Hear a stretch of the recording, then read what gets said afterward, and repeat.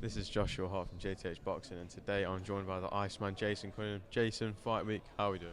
I'm very, very good, thank you. Excited, glad to be back on the big stage, building to my 40th pro fight. Just talk to me about that press conference. Obviously, it's a very fiery press conference, especially between you and Liam. What did you make of that? Just kind of what's happened all the way through this, really. Whether it's been social media or whatever else, it's been like that back and forth all the time. So I didn't really expect anything else today, if I'm honest with you.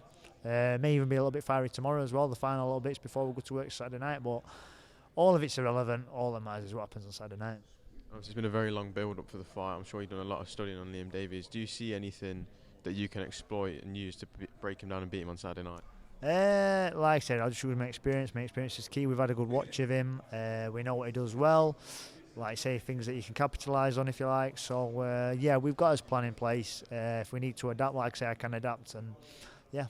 Obviously, you mentioned Telford's almost like your second home, but obviously, again, as you mentioned, it's going to be a very different type of atmosphere on Saturday. It's going to be very hostile, very against you. Do you almost feel like that energy from the crowd could almost fire you up even more?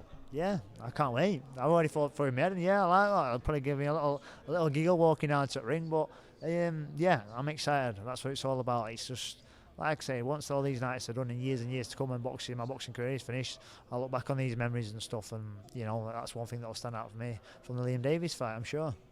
And with a win here, how big do you reckon, would you say this would be up there as one of the biggest wins of your career if you were able to upset and beat Liam Davies on Saturday? Yeah, your next fight's always your biggest fight, but obviously after coming back from the old Tete thing, I've come back with a victory from there, and now I'm back in with another big domestic clash. Yeah, it'll put icing on cake if you like. Obviously, I know the Tete situation was a very dark situation, especially for you, a very dark time. Do you almost feel like you overcoming that has made you even stronger than what you were before? Yeah, it's character building, isn't it? I always knew I was chomping a bit to come back from that fight anyway. I always knew I'd come back from it.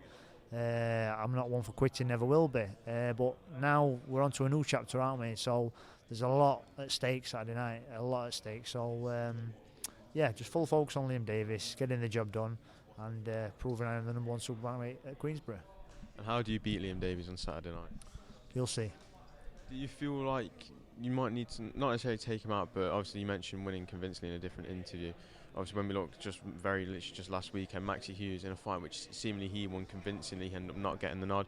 Is there any lingering fears in the background that could happen to you, or is your full focus just on winning the fight? No, just concentrate on myself. I've got to be convincing, I know that, but what will be will be. Like I say, all being well, we're not even other side at World. The away fighter there, where you know it was wrong, it was bad on Maxi. I feel for Maxi there, but it's down to me to kind of take it out of those judges' hands and and get a fair roll of the dice. That's all we hope for. Do you just talking on the Maxi Hughes situation? Do you feel like something almost needs to be done with these judges? Because obviously it's not the first time you've seen it, and it won't be the last. Do you feel like it's time something changes possibly? Yeah, because it ruins careers. Maxi, at the end of the day, we're all in this as well for financial purposes, yeah, securing his families. And Maxi would have been on to, a massive payday after this fight, probably life-changing. So, yeah, something it does because that's Maxi's livelihood. Yeah, that's his kids, putting food for his kids. Just change his life. There should be some kind of punishment or something he's putting in place because, how do you explain it? Especially that 117, 111 card. It's disgusting. Like I say, it can ruin dreams. When I was watching, I had it 117, 111 for Maxi Hughes. One thing that I mentioned is possibly maybe putting judges in front of cameras and letting them explain why they saw that, and if they can give a reasonable justification. Fair play, but I don't think you can give a reasonable justification for 117, 111, can you? No, you can't, not for that wide. I mean, look, there might have been a few rounds in there that were close, depending on what you liked, but Maxi won convincingly, won plenty of rounds, and the rounds he did clearly win, he clearly won them. It was obvious to see, so it's bad, and yeah, maybe something does need to be done because, like I say, it can ruin someone's career. Well, Jason, thank you for talking to me. Best of luck on Saturday night. I hope you'll come out safe and sound. Thank you very much.